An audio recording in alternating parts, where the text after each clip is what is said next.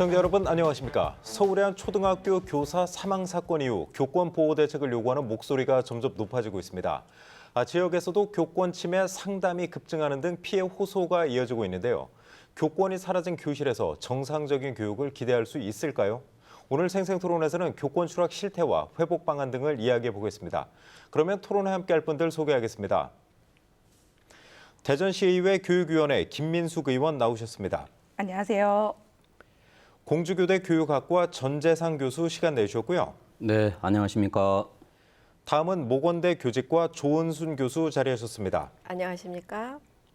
마지막으로 대전교사노조 박소영 정책실장과 함께하겠습니다. 안녕하십니까. 그러면 준비된 영상 보시고 본격적인 토론 이어가겠습니다.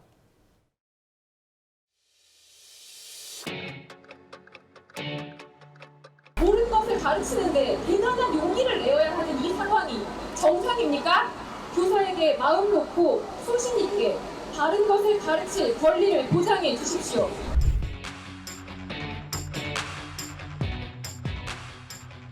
교육부는 현재 상황을 매우 엄중하게 받아들이고 있습니다. 교권을 회복할 수 있는 중차대한 시기라고 생각을 합니다.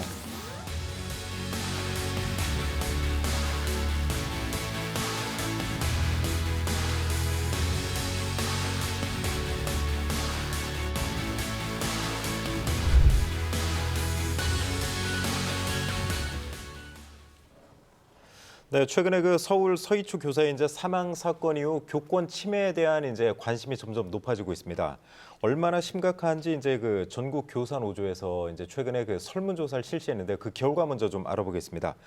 자, 박소영 실장님 어떻습니까? 그 설문조사 결과를 좀 설명을 해주시죠.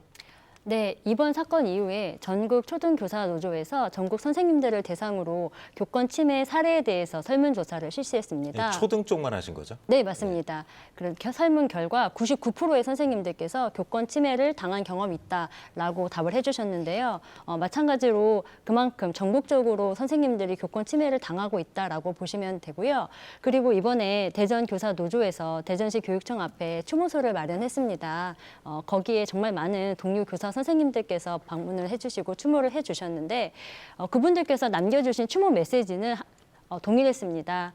마치 나의 일인 것 같다. 그리고 내가 과거에 교권 침해를 당했을 때 목소리를 내고 개선을 해달라고 요구했어야 되는데 침묵해서 미안하다. 지켜주지 못해서 미안하다. 이런 이야기들이 많았어요. 그만큼 선생님들이 이번 사건을 자기와 동일시하고 있고 그리고 그만큼 교권 침해를 당한 경험이 있었다라는 증거라고 생각합니다. 네, 그 응답자의 99%가 교권 침해를 당했다. 그렇게 응답했다면 상당히 심각한 거 아닙니까? 네, 정말 심각하고요. 어떤 특정한 학교, 특정 지역이 아니고 전국적으로 모든 선생님들께서 다 겪고 계신다라고 보시면 됩니다. 궁금한 게 그 교권 침해라면 유형이 좀 있을 것 같은데 어떻습니까? 네, 이번 설문조사 결과를 살펴보니까 그 교권 침해 유형 중에 가장 많은 비율을 차지한 것이 학부모님들의 악성 민원이었습니다. 네. 그 다음으로는 정당한 생활 지도에 대한 불응이 있었고요. 학생과 학부모로부터의 폭행과 폭언, 그리고 아동 학대 고소를 빌미로 한 협박 등도 있었습니다. 상당히 좀 심각한 수준입니다. 자, 전재상 교수님은 그 공주교대에서 미래 교사들을 좀 양성하고 계시지 않습니까? 네, 그렇습니다. 상당히 그래서 남의 일 같지 좀 않으실 것 같아요. 상당히 좀 안타까우실 것 네. 같은데 어떻게 좀 요새 보고 계세요? 우선 그 서희초 사건으로 양성기관의 그 일원으로서 너무 가슴 아프고요. 심심한 위로를 드립니다. 지금 교육은 아시는 것처럼 교사와 학생의 인격적 만남을 전제로 출발을 해야 네. 되지 않습니까? 그런데 인격적 만남이 그 교권 침해나 악성 민원 이런 거로 해서 그 신뢰가 완전히 붕괴됐습니다. 그래서 지난 10년 매년 평균 한 3,000건 이상의 그 교권 침해 사건들이 일어나고 있거든요. 네. 이 자료는 시도교육청이 공식적으로 집계를 해서 교육부가 그 정리한 자료입니다. 그런 작년 같은 경우에는 3,035건이 발생을 했습니다. 그중에 침해 유형을 대표적인 걸 보시면 정당한 교육 활동을 반복적으로 방해하는 행위가 제일 높습니다. 네. 그다음에 두 번째로는 그 명예훼손이라든가 모욕, 그다음에 협박, 그다음에 업무 방해 이런 그 사례들이 집중적으로 늘어나고 있는데 이런 숫자가 전년에 비해서 점점 증가하고 있다는데 심각성을 갖고 있습니다. 교수님, 이 수치는 왜 늘어나는 거예요, 그럼? 그것은 그 학생이나 그 학부모를 대상으로 하는 아동복지법이라는 법이 있습니다. 아, 예. 그다음에 아동 침해 처벌법이 있는데요. 이제 그런 법이 과거에 비해서 좀 강조가 되고 네. 그 법에 의해서 교사를 고소 고발을 할 수 있는 법적 근거가 마련이 되어 있습니다. 이제 그러다 보니까 이제 선생님이 보호를 못 받아서 네. 이제 많은 이제 침해 현상이 일어나는 그런 그 법 만능주의가 지금 일상화되고 있다. 이제 그렇게 볼 수가 있겠습니다. 사실 그런 법들의 취지가 이제 사실 아동의 이제 인권을 보호하자 그런 취지지. 사실 이걸 남용해서 이제 교사들을 그렇게 좀 고소 고발하는 데 써라 그런 취지는 아닐 텐데 상당히 좀 안타까운 상황이네요, 지금. 네, 그렇습니다. 자, 김민숙 의원님 이제 시의회에서 교육위원으로 활동하시면서 이제 교사들 많이 접촉을 하시잖아요. 네, 그렇죠. 이 사건 이후에도 교사들을 좀 만나 보셨어요? 네, 만나봤습니다. 제가 하는 업무들이 주로 민원을 이제 대하는 일들이기 때문에 많이 네. 만나보는데요. 지금 누구에게 물어봐도 교권 침해는 심각하다라고 말씀드릴 수 있습니다. 주로 만나서 요즘 매스컴에도 많이 나오지만 사실 민원이나 학부모나 교사들을 만나면서 느끼는 것이 학교 안에서 폭력이나 또 선생님을 폭행하거나 또 성적 수치심을 일으키는 행동을 한다거나 이런 일들로 인해서 교사들이 굉장히 많이 어려움을 겪고 있습니다. 교실은 그 자체로 하나의 사회입니다. 그 안에서 교사는 또 교실 사회를 이끌어가는 핵심 구성원인데 교권 침해는 당연히 교실 내에서 모든 구성원에 나쁜 영향을 미친다고 생각을 합니다. 네. 자, 조은수 교수님도 대학에 상당히 오래 계셨는데 수십 년 계셨는데 보시면 교권 침해가 예전에 이렇게 좀 심각하지 않았던 것 같아요. 쭉 늘어나는 게 좀 보이세요, 눈으로? 눈으로 보이죠. 네, 그 현장 선생님들의 이야기와 그다음에 이제 또 여러 가지 연구 결과 이런 것들이 있는데 우리가 교권이 필요한 이유 중에 첫 번째는 학교에 있는 다수의 학생들에게 양질의 교육을 제공하는 네. 겁니다. 그런데 이게 이제 소수의 학생들과 학부모님 때문에 다수의 학생들이 생활하는 사회 공동체 그 생활에 지장을 받고 그다음에 양질의 교육을 혜택 받아야 되는 학생들에게 그러니까 선량한 학생들에게 피해가 가는 거죠. 그렇겠네요. 그래서 이게 좀 전체적으로 교육의 질적인 하락을 가져올 수 있는 심각한 상황이다. 이렇게 볼 수 있겠습니다. 이게 단순히 이제 교사 개인에 대한 그런 교권 침해뿐만이 아니고 결국 이제 교사 또 다른 학생들과 전체적으로 피해를 본다 이 말씀이신가요, 지금? 그렇죠. 좀 더 나간다면 이제 국가 경쟁력까지도 다시 한번 생각해 봐야 되는 그래서 정말 이번에 이 사건은 전 국민이 관심을 가지고 학교와 교사와 종국에 가서는 우리 아이들을 도와줘야 되는 이런 사안이라고 봅니다. 네. 그 전재선 교수님 네. 이제 조금 전에 교권 침해 말씀하시면서 네. 아동복지법도 잠깐 언급을 하셨는데 네, 아동학대 처벌법도 말씀드렸고요. 그렇죠. 네. 이번 사건이 이제 터진 다음에 학생 인권 조례가 그 원인이다 해서 그쪽으로 또 이제 비난의 목소리를 하시는 분들도 있고 한데 교권 추락의 원인 그렇게 좀 단순하게 볼 수는 없잖아요, 근데. 교권 추락의 원인은 뭐 여러 가지 요인들이 복합적으로 작용을 했습니다. 가장 중요한 것은 선생님을 바라보는 관점이 과거에 비해서 많이 달라졌다는 겁니다. 네. 과거에는 교육이 이제 선생님 중심으로 이루어졌었는데 지금은 학생, 학부모, 교육 공동체가 같이 협력을 해야지만 진행이 될 수가 있거든요. 그렇죠. 예. 그런 이제 다원 체제로 넘어갔는데 그 다원 체제 간에 이 밸런스가 무너졌습니다. 그 와중에 방금 전에 말씀드린 아동복지법이라든가 아동학대 처벌법이라든가 학교폭력 방지법이라든가 뭐 이런 법들이 선생님의 정상적인 교육활동, 즉 교육공무원법에 준수되고 있고 초중등교육법에 나와 있는 이런 부분을 침해하다 보니까 그런 부분을 보호해 줄 수 있는 장치가 좀 부족했던 것이 사실입니다. 그것이 누적이 돼서 지금과 같은 이런 사단이 벌어졌다 이렇게 말씀드릴 수가 있겠습니다.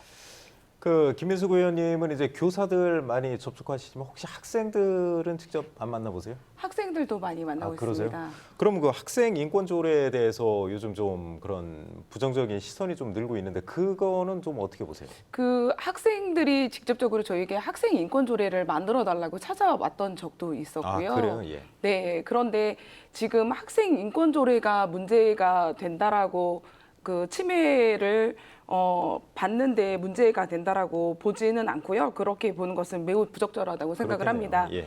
대전은 학생 인권 조례가 없습니다. 그러면은 대전에 있는 교사들은 교권 추락을 경험하지 않고 있습니까? 그렇지 않습니다. 그리고 타 지역에 있는 학생 인권 조례에서도 교사의 권리나 권위를 또 침해하는 그런 내용들이 포함되어 있지 않거든요. 그래서 학생들은 인권 조례를 굉장히 중요시 여기고 또 만들어 달라고 이렇게 많은 요청이 있지만 저 개인적으로는 그 학교 안에 있는 구성원 안에서 모두들이 좀 행복할 수 있는 그런 인권 조례를 만드는 것이 굉장히 필요하다라고 보고 있습니다. 네.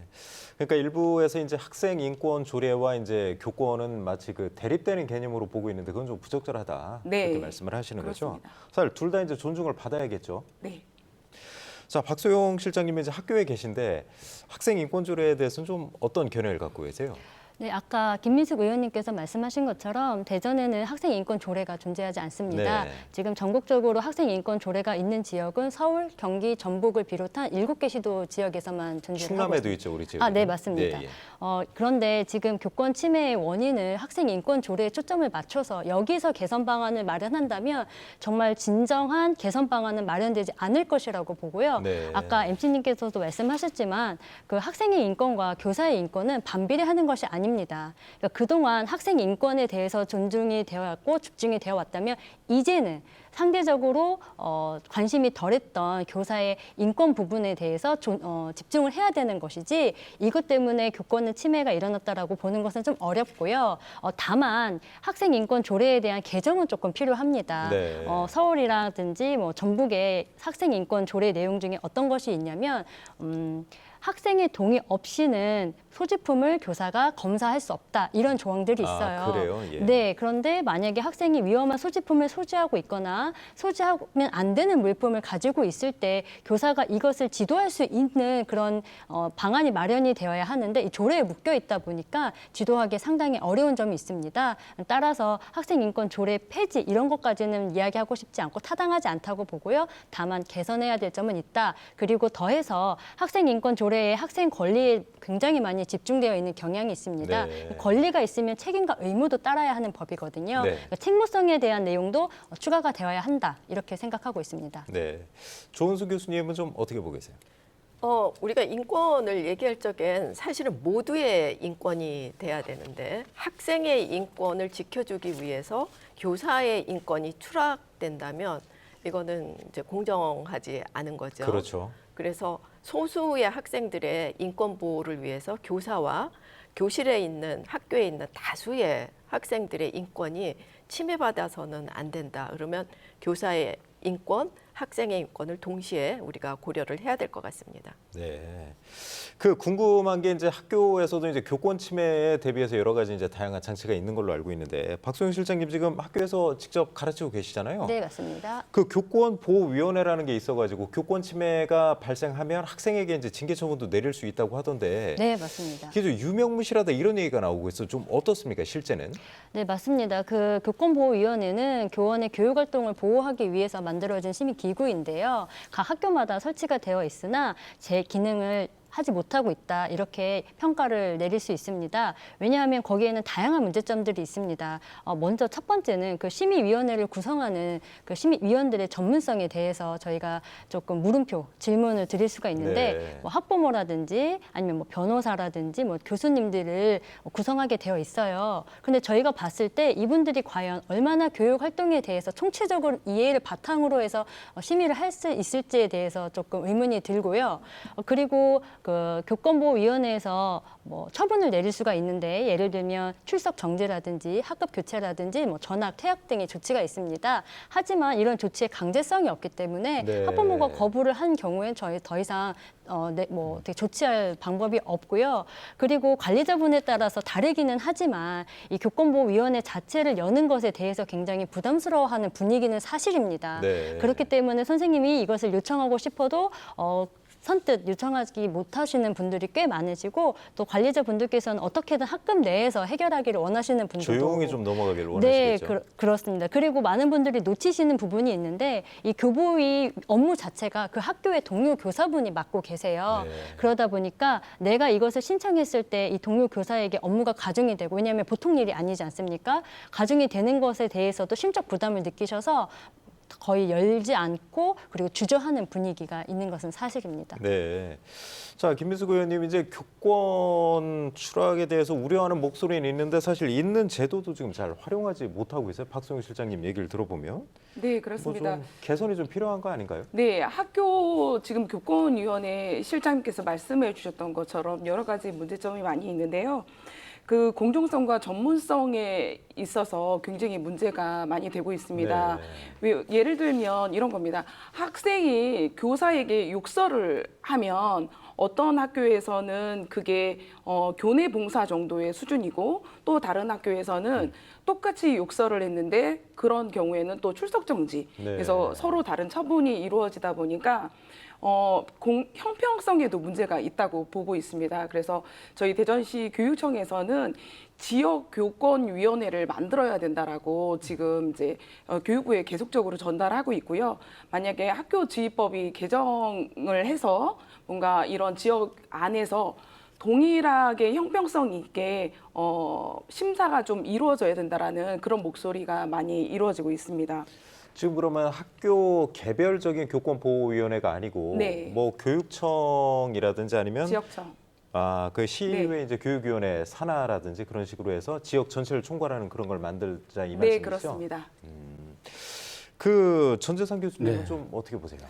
그 이제 교권보호위원회는 그 교원 지휘법에 근거를 두고 운영을 하고 있거든요. 네. 그런데 단위 학교에서 설치 운영을 하도록 돼 있고 예. 지금 지역 교육청에서는 없습니다. 그리고 교육 지원 이제 교육청에서 본청에서만 이게 그 보호위원회를 좀 운영하도록 되어 있거든요. 네. 그러니까 단위 학교에 일어난 일들을 단위 학교 구성원들이 스스로 판단한다. 굉장히 어렵습니다. 그렇겠네요. 동료가 동료를 판단할 수가 없습니다. 네. 그렇기 때문에 그 부분을 좀 그 후에 단계에 있는 지원청에서 그런 걸 만들어서 행정적으로, 법률적으로, 그다음에 심리적으로 좀 지원을 해주면 훨씬 실효성이 담보될 수가 있는 겁니다. 네. 그래야지만 전문성과 공정성, 그다음에 형평성 이런 것들을 안정화시킬 수가 있는데 현재 지휘법상에 있는 그 교권보호위원회는 그런 이제 불합리가 있어서 아마 차제에 정부에서 개정을 할 예정으로 알고 있습니다. 네. 조은순 교수님은 어떻게 보세요? 지금 전재상 교수님 말씀하신 거 들어보면 사실상 통계를 뽑아보진 않았지만 열린 사례가 거의 없을 네, 거라고 그렇습니다. 제 생각이 들거든요. 교수님도 보시기에는 좀 유명무실하다 이렇게 좀 느끼고 계신가요? 네네. 저도 이제 이 부분에 대해서 이제 현장 선생님들한테 의견을 좀 들어봤는데 현장에서는 매우 유명무실하다. 아, 그래요? 그다음에 이제 또 하나가 법적 강제성이 없기 때문에 열려도 되고 안 열려도 되는, 그래서 이런 부분은 추후에 법 규정이 이제 정확하게 만들어져야 되고 또 기록이 남으면 아까 우리 김 의원님 말씀하신 대로 학교마다의 이 사후 관리의 형평성이 문제가 되는 이런 것도 조금 방지가 될 거라고 생각이 듭니다. 네, 지금 이제 뭐 공통적으로 말씀하시면서 교원지휘법 얘기가 좀 나왔어요. 네. 이제 그래서 지금 교권 회복 방안으로 해서 이제 그 교권 침해 좀 심각한 상황에 대해서 이제 학생부에 좀 기록하는 방안이 좀 논의가 되고 있다 하는데 그 교원지휘법 개정안을 두고도 좀 찬반이 좀 엇갈리고 있어요, 사실. 그래서 뭐 바람직한 방안이다. 반대쪽에서는 또 이런 걸로 과연 교권을 세울 수 있느냐 아니면 소송만 좀 학부모들이 이제 만약 불복할 경우 소송을 좀 제기할 수 있잖아요. 이런 얘기도 좀 나오고 있는데 김민숙 의원님 좀 의견을 수렴해 보셨나요? 네, 그 교육부가 이런 대책을 내놓은 것 자체를 저는 이해할 수 없고요. 교육부가 가장 교육을 잘 모르는 것 같다라는 생각이 들었습니다. 사실 그 중대한 교육활동 침해라는 것이 굉장히 모호합니다. 네. 그래서 이런 것을 잘 정의하더라도 그 현장에서의 실제 사례를 보면 기준에 따라서 처리하기 어려운 경우가 많이 발생합니다.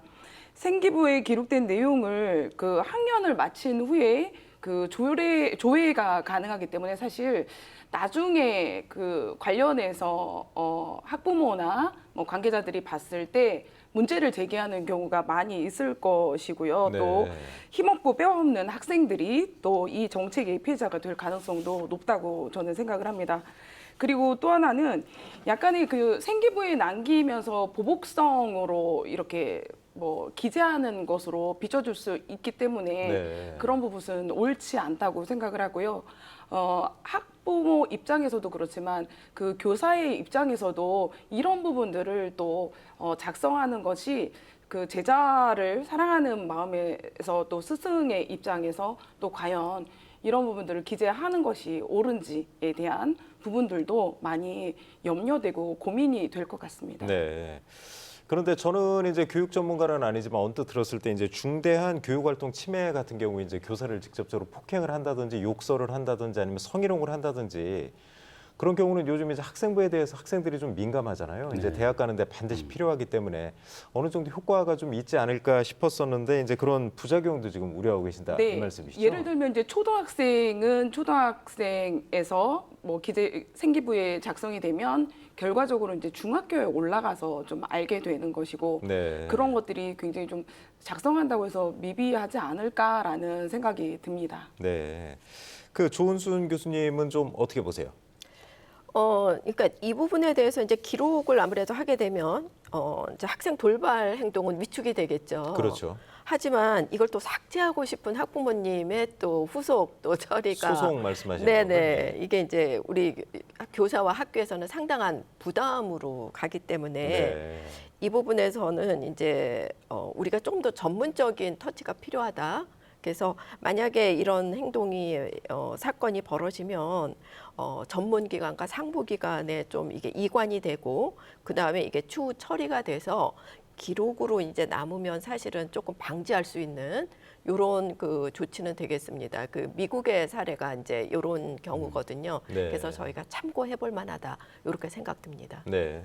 저희 박소영 실장님이 특히 이 부분에 대해서 하실 말씀이 좀 있을 것 같아요. 어떻습니까? 네, 맞습니다. 그 교권 침해에 대한 개선 방안으로 학생부 생활기록부에 기재를 하는 것이 논의가 되고 있는데요. 사실 여기에 대해서 현장 선생님들의 반응은 굉장히 회의적입니다. 아, 그래요? 네, 왜냐하면 지금 교사의 평가권이 완전히 보장되고 있지 않은 상황에서 이것을 기재하도록 한다라는 것은 교사에게 굉장한 부담을 줄 수가 있거든요. 네. 예를 들면 대입과는 조금 거리가 먼 초등학교에서도 생활기록부에 학생의 부족한 점이나 단점은 거의 적지 않고 있습니다. 왜냐하면 내가 이것을 적었을 때 학부모님들께서 왜 우리 아이를 나쁘게 보느냐, 왜 우리 아이에게 이런 낙인 효과를 주느냐 네. 이러면서 상당히 민원이 많이 들어오거든요. 근데 그렇게 민원이 들어왔을 때 교사가 자신의 의견을 뭔가 피력하고 이것을 보호받을 만한 제도가 거의 없습니다. 그렇기 때문에 선생님의 학생부 기재를 논의하기 전에 선생님의 평가권을 먼저 보장해주는 그런 제도 마련이 우선되어야 된다라고 이야기하고 싶습니다. 네. 상당히 좀 어려운 문제 같습니다. 저는 얼핏 봤을 때는 네. 생기부 기록한다고 하면 학생들이 이제 그런 행동을 좀 자제하지 않을까 딱 생각이 드는데 여러 가지 이제 좀 고려해야 될 부분이 많네요. 네, 맞습니다. 전재산 교수님도 좀 부정적으로 보세요. 이제 이 부분에 대해서는 그 찬반이 있을 수가 있는데요. 어제 이제 정부가 발표한 자료를 보면 한 22,000명 현장 선생님을 대상으로 이 부분에 대해서 질문을 했거든요. 네. 학생 그 교권 침해를 학생부에 기재하는 거에 대해서는 90%가 찬성을 했습니다. 아, 그래요, 또? 네. 그래서 예방 효과는 상당 부분 있다. 그렇지만 지금 이제 이 의원님들이 이제 말씀하신 것처럼 그런 그 우려되는 부분을 교육적으로 어떻게 잘 이렇게 필터링을 할 것인가에 대한 후속적인 논의는 계속적으로 이루어져야 될 것 같습니다. 그래서 네. 이 부분에 대해서 여론조사를 하면 많은 부분들이 이제 이렇게 찬성을 해주시고 계시거든요. 그래서 이 부분에 대해서 지금 정부 의원님들도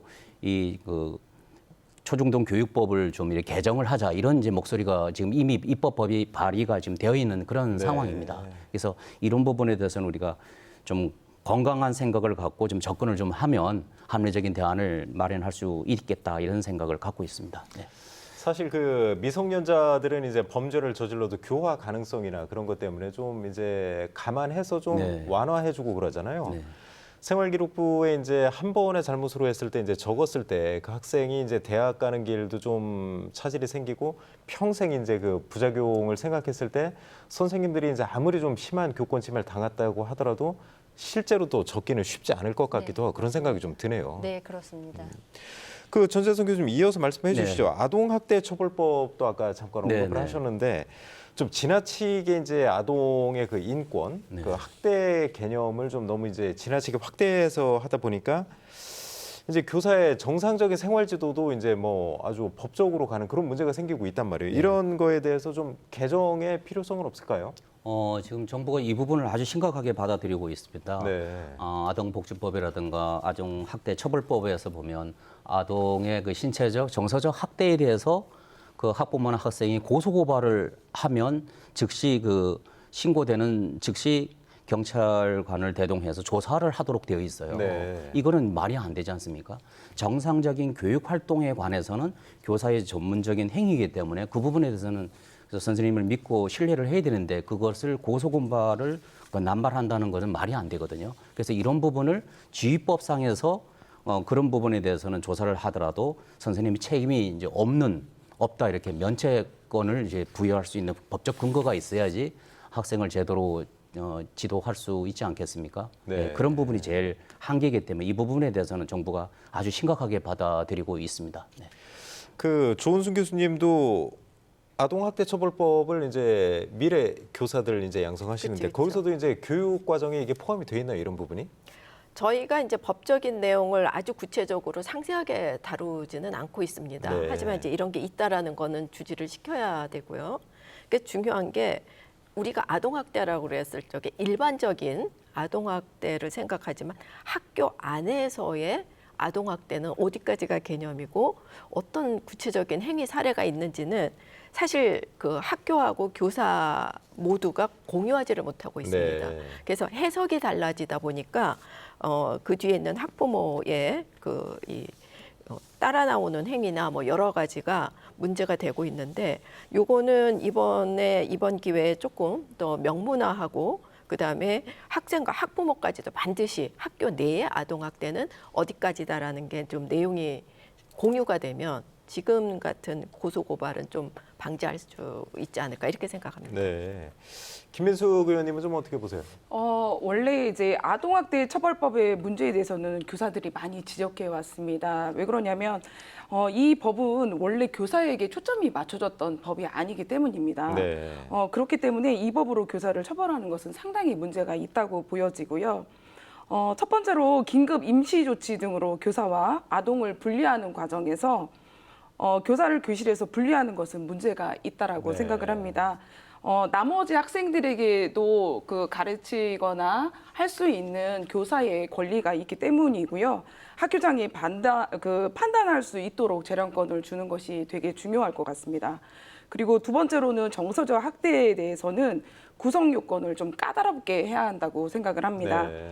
그 언어적 모욕, 그다음에 정서적 위협, 감금이나 억제, 기타 가학적인 행위를 정서적 학대로 통칭하는데 일회성의 단순한 폭언이라든지 행동을 이렇게 하는 것에 대해서는 미리 처벌이 있을 것이라는 통지 등이 정서적 학대로 좀 인정되지 않게 해야 한다라고 생각을 합니다. 아동학대 처벌법상 학대 행위를 따져보면 교사나 학부모 그리고 여기 계신 모든 분들이 사실 다 자유롭지 못하다고 그렇죠. 저는 생각을 하거든요. 네. 네, 이 모든 것이 아동학대 행위로 볼 수 있기 때문에 굉장히 좀 잘 살펴봐야 한다라고 볼 수 있겠습니다.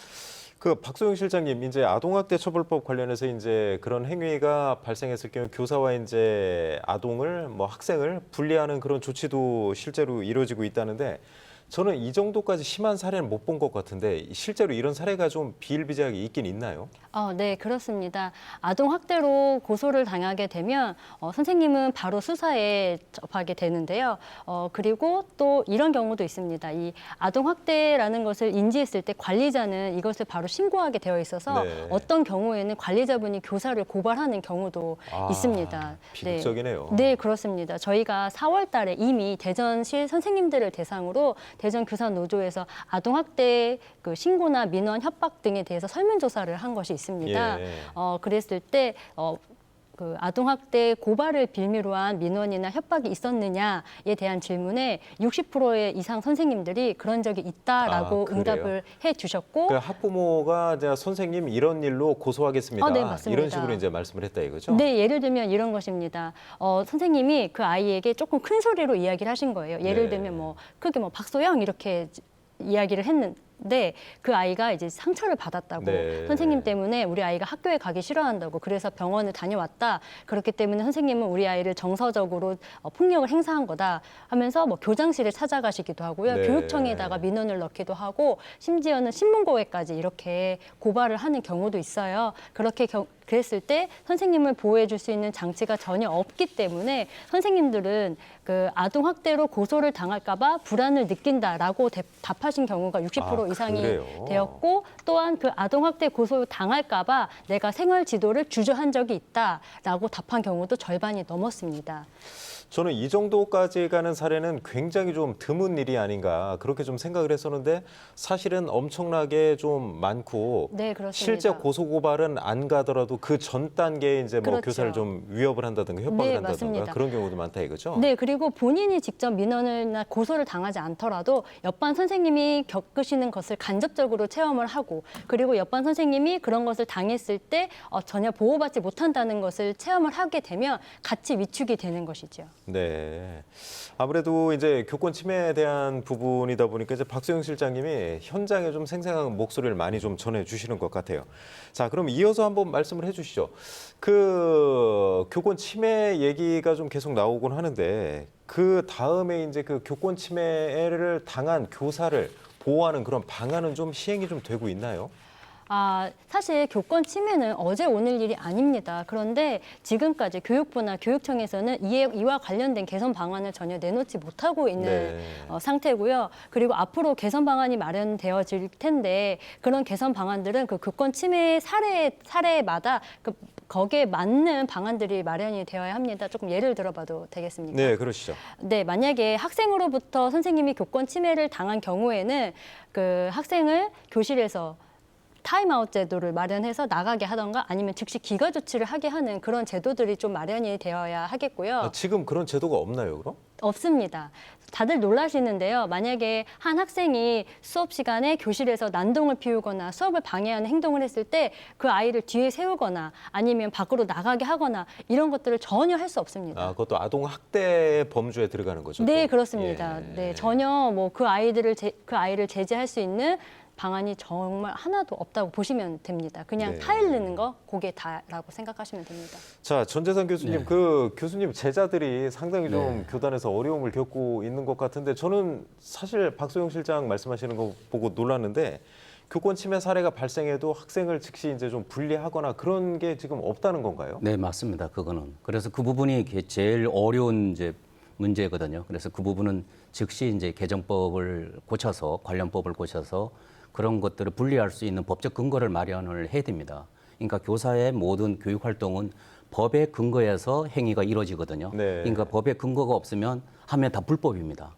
그래서 그런 부분이 있어야 되고 그런데 이제 교사가 이제 고소 고발이나 아니면 뭐 여러 가지 그런 침해가 당했을 때 정부에서는 2016년부터 그 교원 치유 지원 센터를 만들어서 법률적인 거나 아니면 심리적인 거나 아니면 이 정서적인 부분에 지원을 해주고는 있어요. 네. 근데 그 부분에 대해서 현장 선생님들이 잘 몰라서 혜택을 못 받는 부분이 많이 있습니다. 네. 그래서 이 차제에 이제 그 부분을 좀 이제 적극적으로 홍보도 하고 안내를 해서 많이 이제 이용할 수 있도록 하는 거가 좋겠고요. 그거 이전에 아까도 말씀드린 것처럼 학생이 고소고발을 할 수 없는 법적 근거를 마련하는 게 그 급선무입니다. 이제 네. 그리고 이제 지금 법에 의하면 아동 학대 범죄로 이렇게 신고가 됐을 때 아동 학대 범죄 자치단체에서 그 직원이 가서 조사를 하거든요. 네. 그러면 직원하고 경찰 그 관이 이제 조사를 하는데 거기에 전문가인 교육 전문가가 배석을 안 해요. 이거는 심각한 문제지 않습니까? 말이 안 되는 예, 거군요. 예, 교육 활동을 이렇게 조사하는데 교육 전문가가 없다는 거는 비전문가가 그런 것들을 이제 판단하는 그런 과정을 가지고 있거든요. 이제 그런 부분에 전문가가 들어갈 수 있는 이제 법적 근거를 또 마련을 해야 되는 것이 가장 시급한 사안입니다. 네, 박소영 실장님 지금 전재선 교수님 말씀하시는 거 보면 2016년부터 교사에게 이제 심리 치료도 좀 지원한다고 하시는데 제가 아는 분도 이제 그 학부모 민원에 시달리다가 이제 정신과 치료도 받으시고 휴직까지 하셨었는데 잘 이런 걸 교사들이 모르시나 봐요, 아직은. 아, 네, 맞습니다. 대전시 교육청에도 에듀힐링 센터라고 선생님들의 어떤 교권 침해 사안이 발생했을 때 지원해주고 상담하는 지원 방안이 있습니다. 그런데 사실 이것은 사후 처리의 개념이고요. 네. 근데 사후 처리라도 하더라도 선생님들이 지원을 받을 수 있어야 되는데 이것이 명칭에서 오는 문제인지는 모르겠으나 현장 선생님들이 에듀힐링 센터를 통해서 지원받을 수 있다는 사실을 잘 모르고 계세요. 아, 그래요? 네, 그래서 저희 대전교사노조에서 올 초에부터 에듀힐링 센터랑 계속 면담을 하면서 이런 것들을 개선해달라고 이야기를 하고 있는데 사실 그 대전의 에듀힐링 센터는 전국 다른 교육청에서 지원해주는 방안에 비해서 굉장히 좀 좋은 내용을 담고 있습니다. 다만 선생님들이 이것을 어떻게 접근을 해야 되고 어떻게 신청을 해야 되는지를 잘 모르고 계세요. 저희가 이 문제점을 한번 잘 살펴보니까 물론 거기서 홍보도 많이 하는데 그 홈페이지를 들어갔을 때 내가 어디를 클릭해야 지원을 받을 수 있는지 그리고 어떤 방안들이 있는지 안내가 잘 되어 있지 않고요. 네. 찾아가기가 힘들고요. 그래서 저희가 요구하는 것은 그 원스톱 교권 안심 서비스라는 것을 따로 만들어서 선생님들이 여기에만 딱 들어가면 뭐 상담부터 변호사 지원 그리고 비용 지원까지 한 번에 논스톱으로 받을 수 있는 서비스 체계가 필요하다라고 계속 요구를 하고 있고 하루빨리 이것이 개선이 되어야 한다고 생각을 합니다. 네. 그 부분에 대해서 제가 조금만 더 설명을 네. 하면 대전 같은 경우에는 데이터를 보면 교원 치유 지원센터 즉 에듀 힐링 센터를 해서 작년도에 심리 상담적으로는 1,278명이 이용을 했습니다. 아, 상당히 많이 이용을 하셨네요. 전년도에는 한 642명, 2021년에는 642명이었는데 한 2배 정도가 증가를 했거든요. 심리 치료도 물론 28건이 이제 있고요. 근데 전체 교원 대비로 보면 아직은 적죠. 네. 근데 사실 여기 오지 않는 거가 더 바람직한 거겠죠, 그죠? 네. 그래서 1,000명 넘게 이용하셨다면 그만큼 네. 힘든 선생님들이 네. 많으셨다는 거네요. 그리고 대전은 이 교권 이렇게 법률 전문가 변호사를 한 명을 두고 계세요. 네. 예, 다른 지역에는 없는 데도 있는데 이제 그런 측면에서 보면 좀 적극적으로 지원을 하고 있지만 현장 선생님 입장에서 보면 아직도 미흡하다 이렇게 이제 볼 수가 있겠습니다. 자, 김민숙 의원님 그 교육위원회 활동하고 계신데 대전은 그나마 이제 다른 지역보다는 좀 낫다고 하는데 지금 보면 이제 여러 가지 법 개정 사항까지 걸려 있는데 그것까지 가면 시간이 좀 걸리잖아요. 자체적으로 뭐 조례라든지 교육위원회 차원에서 좀 지원하실 수 있는 건 없을까요? 네, 그런 부분들 검토하고 있습니다. 그 아까 말씀하셨던 것처럼 에듀 힐링 센터를 지금 이제 계속적으로 만나면서 이야기도 나누고 있는데요. 네.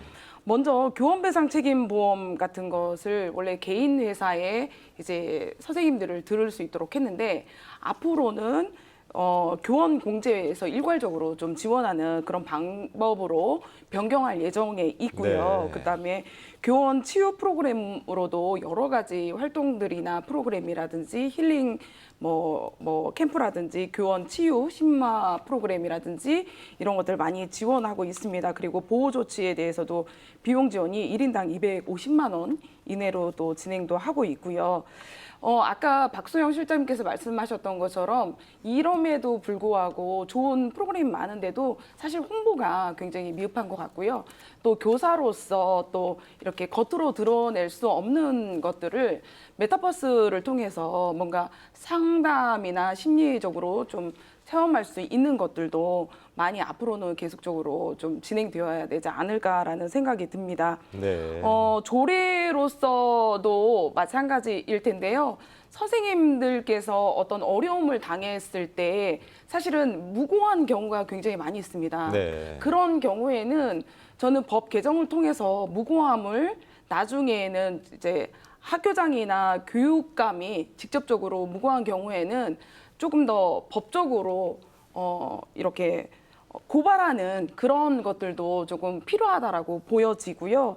또 교권 침해는 학생이나 학부모에 의해서만 또 발생하는 것이 아니기 때문에 학교 자체 안에서 어떤 문제가 발생을 했을 때에도 또 교육감 또는 교육장이 피해 교원에 대해서 근무 장소를 변경해 준다거나 네. 아니면 유급 휴가를 명령한다거나 이런 보호 조치가 필요할 것으로 보여집니다. 의원님 상당히 좀 고민을 많이 하시고 네. 공부 많이 하고 계신 것 같아요, 네네네, 보니까. 그렇습니다. 그 조은순 교수님도 이제 교권 뭐 침해 얘기만 나오는데 그 피해 구제 방안이 많이 없는 것 같아요. 좀 생각해 보신 방안이 있을까요? 저희가 이제 학생을 이야기하면 뒤에 학부모가 있잖아요. 네. 교사들은 침해받았을 때 뒤에 누가 있을까요?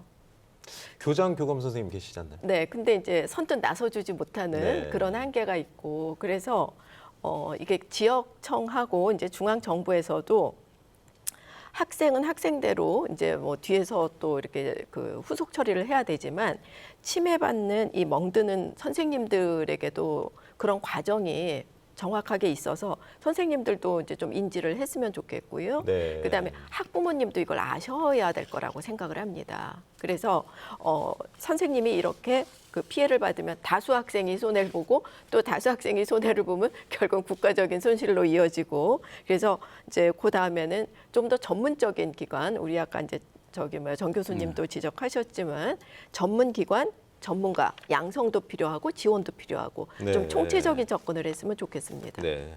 한 가지 이제 이런 논의를 하면서 걱정인 게 이제 교권 얘기만 또 나오다 보니까 이제 사실 정당한 민원도 있고 학생과 학부모도 이제 의견 사항이 있을 거 아니에요. 이런 부분이 위축되지 않을까 좀 걱정이 되는데 전재상 교수님은 뭐 현재 시스템, 뭐 민원 제기하는 방법에 대해서 좀 개선점이 있다면 어떤 게 있을까요?